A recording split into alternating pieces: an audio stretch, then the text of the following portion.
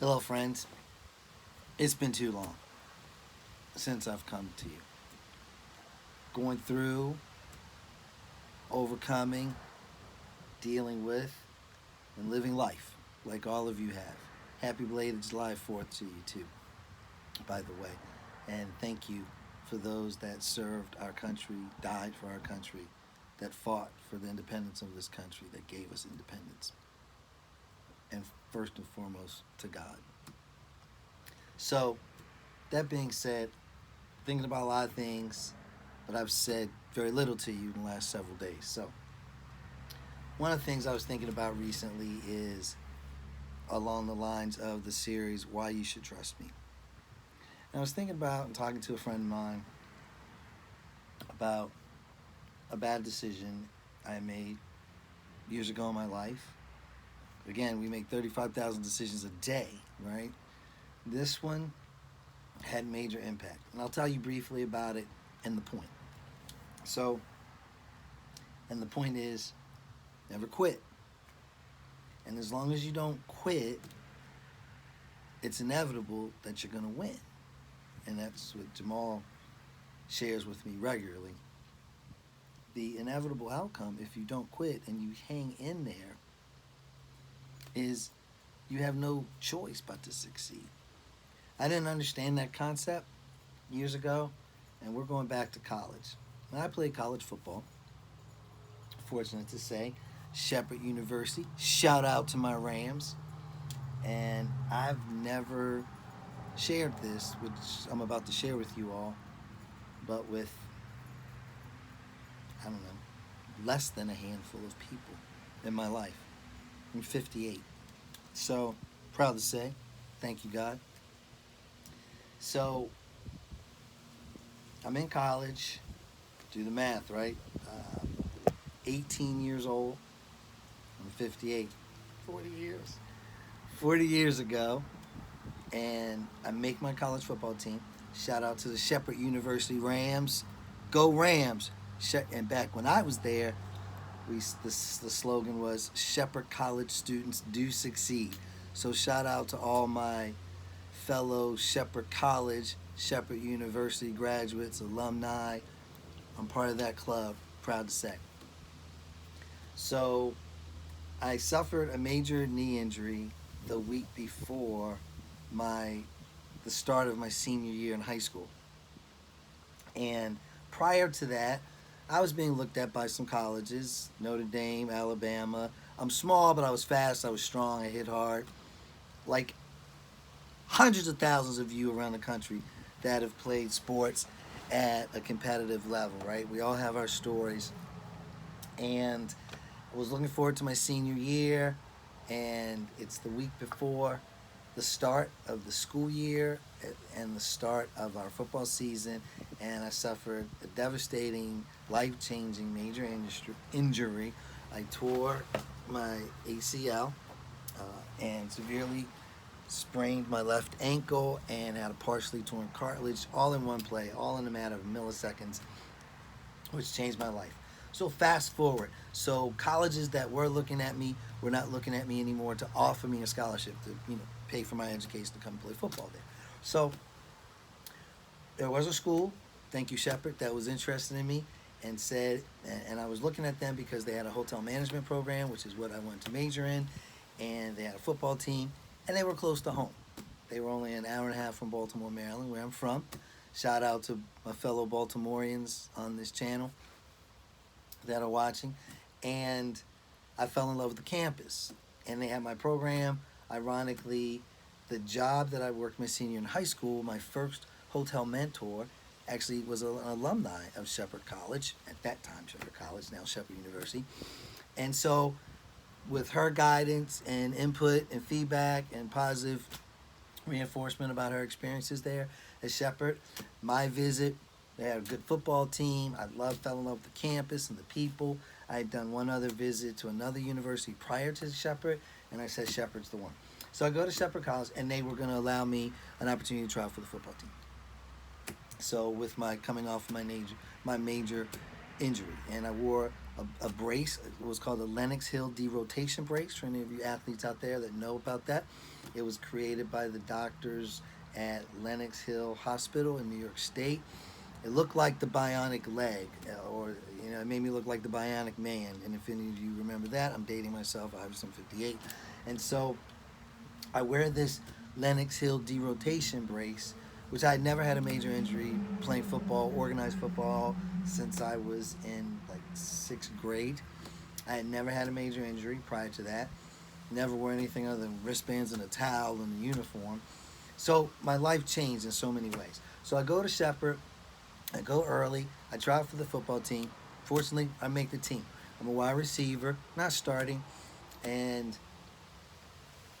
it's, I don't know, game 4 in the season, and I did not make the traveling team that week, or I wasn't assigned to go with the team Friday for the Saturday game. I was leaving. I was assigned to a small bus with 12 of us going up Saturday morning early. At bus left at 7 a.m. Obviously, playing competitive football and other sports my whole life, that was the first time I had to deal with something like that. And I'm going to tell you, as you can imagine, I didn't deal with it well. And it was one thing trying out for the team, but then I made it. I was very proud of that, but it wasn't enough. You got to keep going, right? And this is NAIA, and I'm proud of my university. And I'm thinking, well, this is NAIA, and I didn't know much about it back then. And the level of competition was higher than I had known in high school. And so I've got this bionic brace, this knee brace that I'm wearing, and I didn't have the same speed, but I still had speed. But I was mentally conscious of my knee, and I'm playing with guys that are bigger, stronger, and faster than I am. And so I'm very conscious of my knee all the time. But I make the team, caught a pass, got hit the hardest I've ever gotten hit playing football my entire life. Fortunately, my dad was there to see that, see me make that catch, see me fly 10 yards in the air, out of bounds, because the guy hit me so hard. And here you go. So now it's the 5th game of the season. I'm due to leave on the little bus the day of the game at 7 a.m. So it's Friday night. My teammates that made the traveling team, they were gone. They were in the hotel. They were at the game, and so I go to some parties or a party. I don't even remember. We're talking like a long time ago, right? But it was 40 years ago.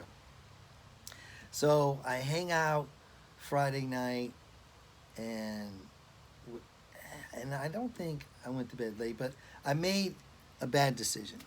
And I'm not going to color you with the details of my bad decision, but I made a bad decision, and you can use your imaginations, that led to me oversleeping the next morning.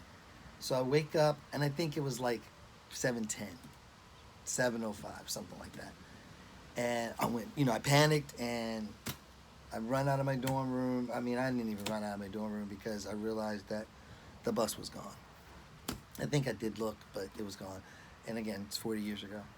And I remember a roommate of mine, former roommate, that early in the freshman year, because we had issues with our roommate, and we split up. And my former roommate, friend, eventual fraternity brother, Chris Jackson. Chris Jackson, if you watch this video, I'd love to connect with you again, brother. Reach out to me from Reston, Virginia. And Chris went out for the football team. Unfortunately, didn't make it, but we became the best of friends. He taught me to appreciate Bruce Springsteen. I taught him to appreciate Luther Vandross. And so Chris comes to my room Saturday morning, like right after I wake up. And he had made decisions and was up all night. And he's like, "What are you doing?" And I'm like, "I missed the bus." And so he's like, "Let's go splunking." I'm like, "What's splunking?" I'm from Baltimore, Maryland. I didn't know what that meant. And it was caving. So, but before I went caving, I called my dad, and I told him what happened. And I'll never forget it. God rest his soul, and I love him so much. I love you, Dad, Gerald Haynie. And he said, I told him what happened. And Dad, when he got emotional, upset, he would stutter. And he started stuttering. He said, you did what? I said, I missed the bus, Dad. And so I think he was shocked. He was stunned. I don't remember anymore from that call. Hung up. I go caving, splunking with Chris. Spent the whole day in a cave in West Virginia. Never forget it. We'll never do it again either. Crazy, crawling through holes, crawl on our belly, wearing hard hats, jagged rocks. Thank God we had hard hats on. And having adult beverages in the cave. I did that all day until it was time to face the music and go into the locker room when the team came back. I don't remember if they won or lost.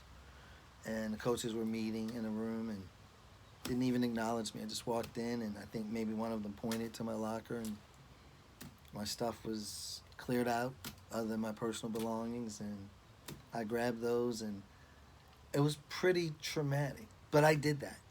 I made that bad decision that resulted in what happened next.